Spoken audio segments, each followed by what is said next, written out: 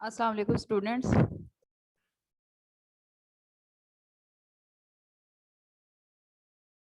بیٹا light کی وجہ سے ڈسکنیکٹ ہو گیا تھا. ابھی میں آپ لوگوں کو مفہوم لکھوا رہی تھی. شعر نمبر 1 کا مفہوم میں نے آپ کو لکھوایا ہے کہ صبا بے شک آتی مدینے سے تو ہے کہ تجھ میں مدینے کے پھولوں کی بو ہے. اے باد صبا، اس میں کوئی شک نہیں کہ تم مدینے کے مبارک شہر سے ہو کر آ رہی ہے، کیونکہ تجھ میں مدینے کے پھولوں کی خوشبو رچی بسی ہے.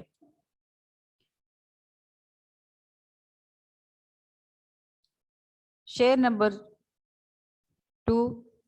سنی ہم نے طوطی و بلبل کی باتیں، سنی ہم نے طوطی و بلبل کی باتیں، تیرا تذکرہ ہے تیری گفتگو ہے. سنی ہم نے طوطی و بلبل کی باتیں، تیرا تذکرہ ہے تیری گفتگو ہے.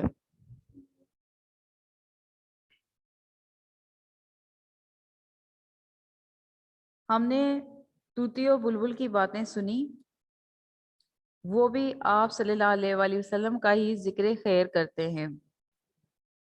ہم نے طوطی و بلبل کی باتیں سنی، وہ بھی آپ صلی اللہ علیہ وآلہ وسلم کا ہی ذکر خیر کرتے ہیں.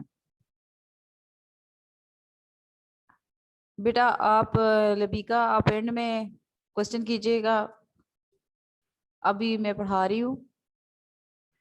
جیوں تیرے در پر، مروں تیرے در پر.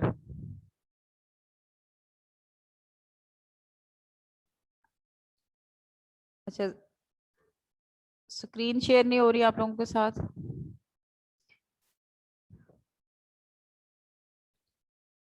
جی بیٹا، اب سکرین شیئر ہو رہی ہے.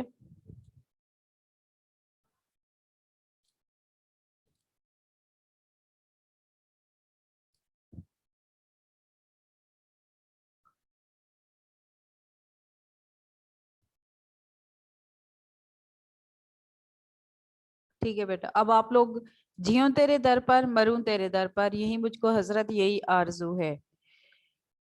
جیوں تیرے در پر، مروں تیرے در پر، یہی مجھ کو حسرت یہی آرزو ہے.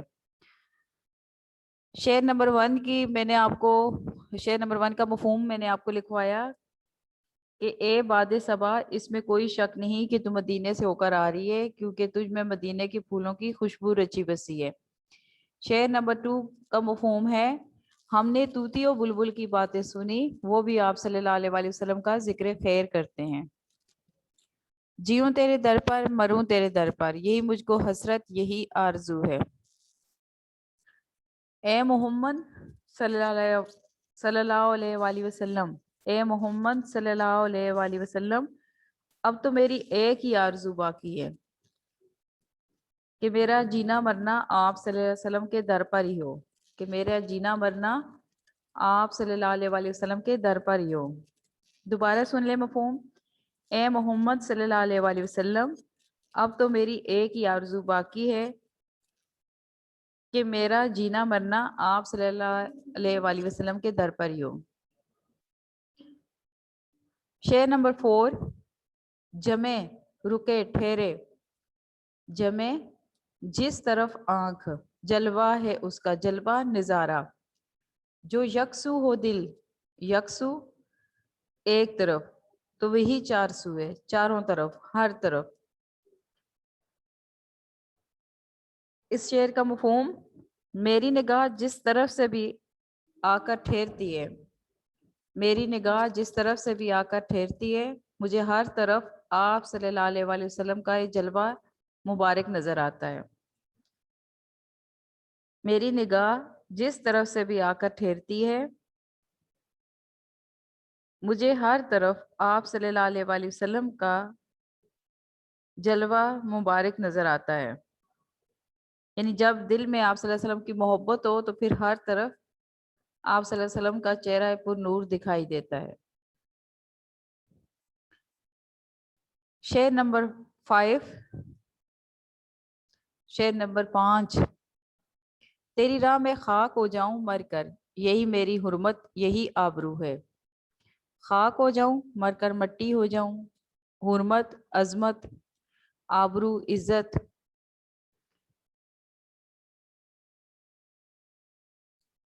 میری خواہش ہے کہ میں آپ صلی اللہ علیہ وآلہ وسلم کے راستے پر چلتے ہوئے مر کر مٹی ہو جاؤں۔ میری خواہش ہے کہ میں آپ صلی اللہ علیہ وآلہ وسلم کے راستے پر چلتے ہوئے مر کر مٹی ہو جاؤں۔ اسی میں میری عظمت اور عزت ہے، اسی میں میری عظمت اور عزت ہے۔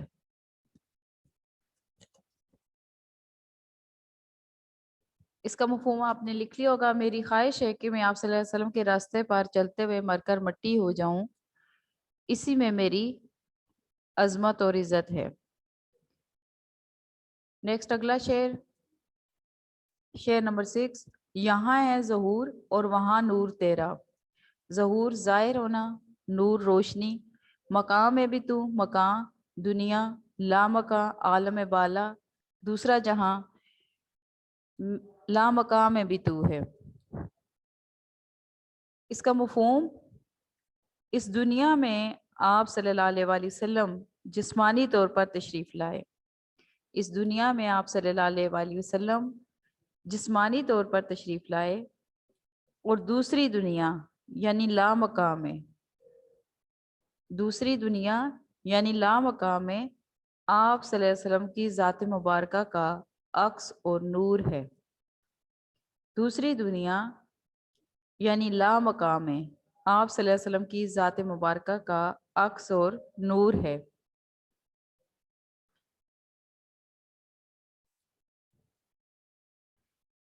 جو بے داغ لالا، بے داغ بغیر داغ دبے کے، لالا پھول کا نام، لالا پھول کا نام، جو بے داغ لالا جو بے خار گل ہے، بے خار بغیر کانٹے کے گلاب کا پھول، وہ تو ہے وہ تو ہے وہ تو ہے وہ تو ہے۔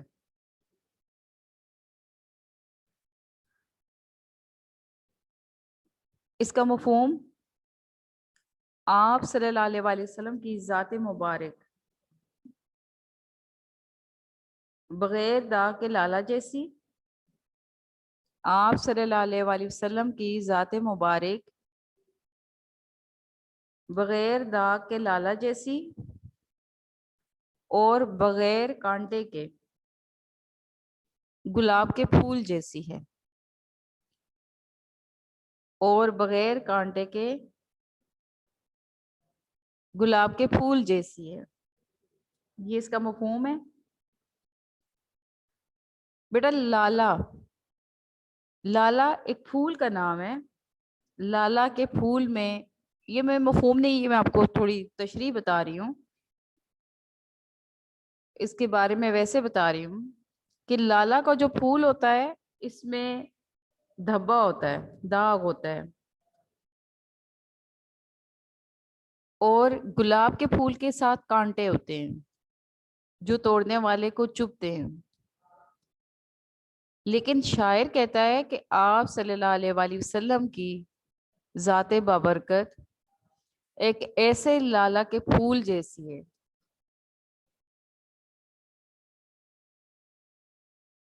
جس پر کوئی داغ دبا نہیں ہے، یعنی بے عیب ہے، ہر قسم کے عیب اور نقص سے پاک ہے۔ آپ صلی اللہ علیہ وآلہ وسلم کی ذات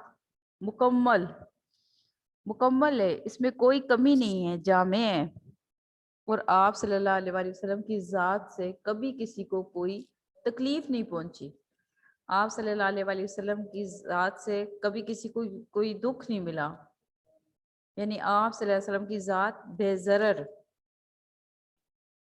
آپ صلی اللہ علیہ وآلہ وسلم دونوں جہانوں کے لیے رحمت بن کر آئے۔ تو شاعر کہتا ہے کہ وہ آپ صلی اللہ علیہ وسلم کی ذات ہی ہے جو ہر طرح سے مکمل ہے اور جامع ہے۔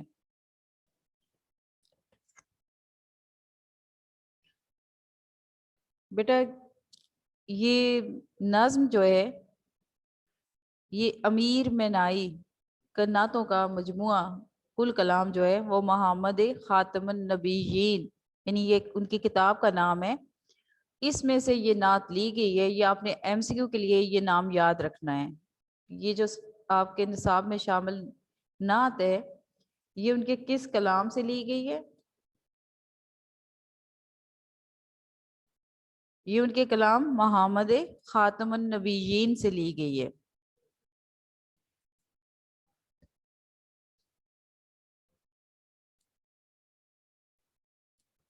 اس کے بعد بیٹا آگے ایکسرسائز ہے، صبا کہاں سے آتی ہے؟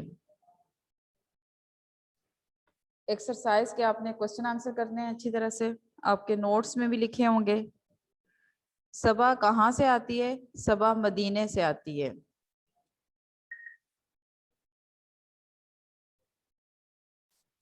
پھولوں میں کس کی خوشبو ہے؟ پھولوں میں مدینے کی خوشبو ہے. صبا کہاں سے آتی ہے؟ اس کا دوبارہ جواب لکھیں. صبا مدینے سے آتی ہے کیونکہ اس میں مدینے کی پھولوں کی خوشبو رچی بسی ہے.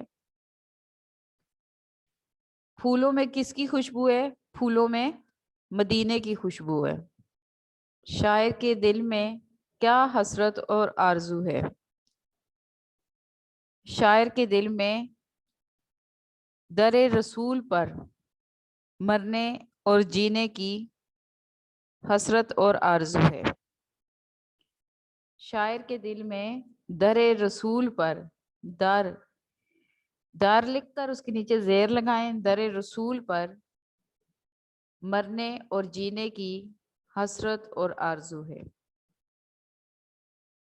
شاعر اپنی حرمت و آبرو کس بات میں خیال کرتا ہے؟ شاعر اپنی حرمت و آبرو خاک مدینہ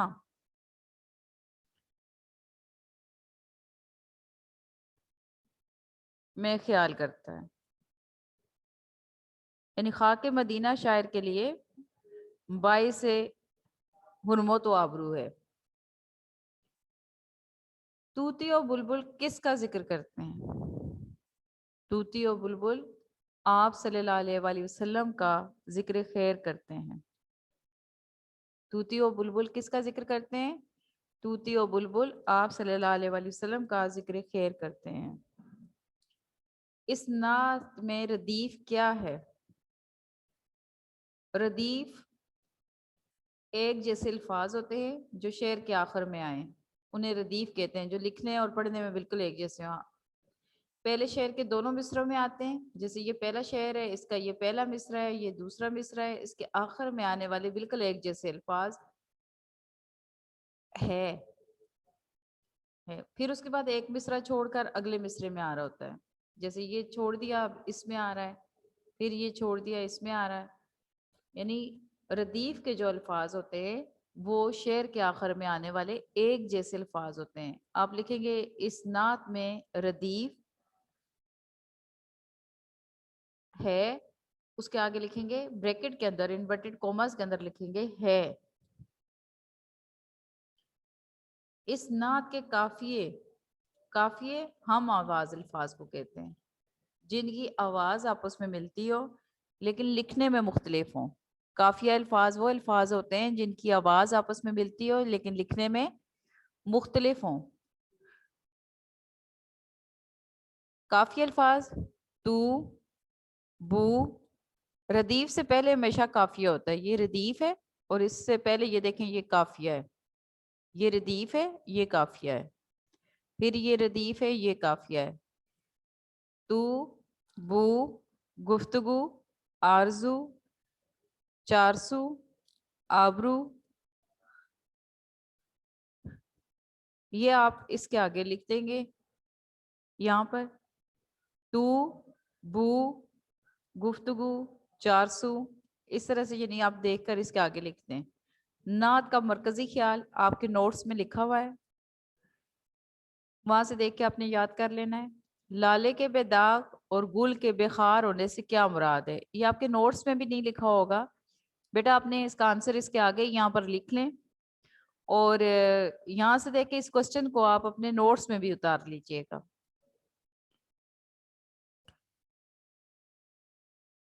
اس کا آنسر ہے لالے سے مراد ہے کہ حضور صلی اللہ علیہ وآلہ وسلم، یعنی بے داغ لالے سے مراد ہے کہ آپ صلی اللہ علیہ وآلہ وسلم کا کردار ہر طرح کے عیب سے پاک ہے۔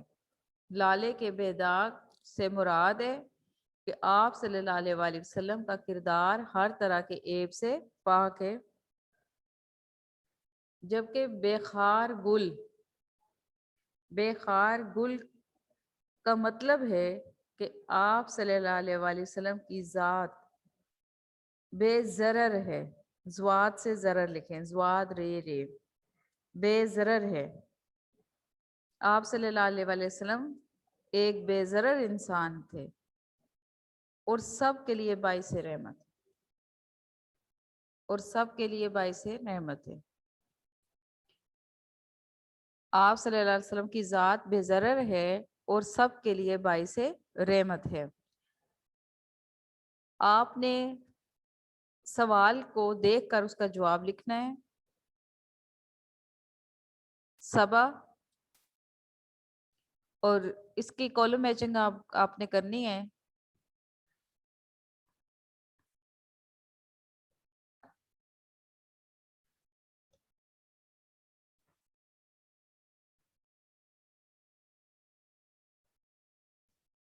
صبا بو، صبا بے شک آتی مدینے سے تو ہے، مدینے کے پھولوں میں، کہ تجھ میں مدینے کے پھولوں کی بو ہے۔ بو، توتی، بلبل، تذکرہ، گفتگو، جیوں، مروں، حسرت، آرزو، یکسو، چارسو،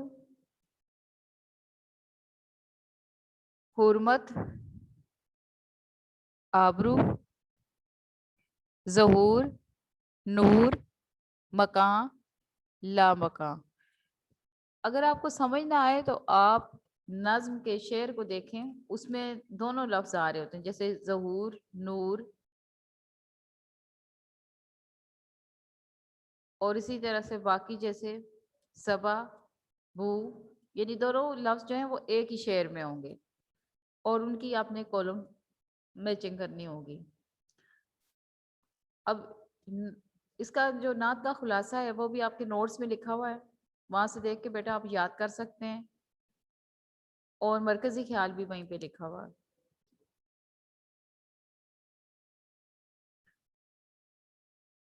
جی بیٹا، کون کوشچن کرنا چاہتا ہے؟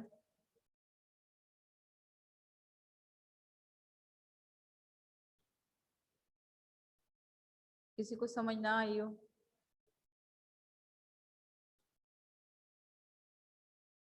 ایک سیکنڈ بیٹا، میں آپ سے پوچھتی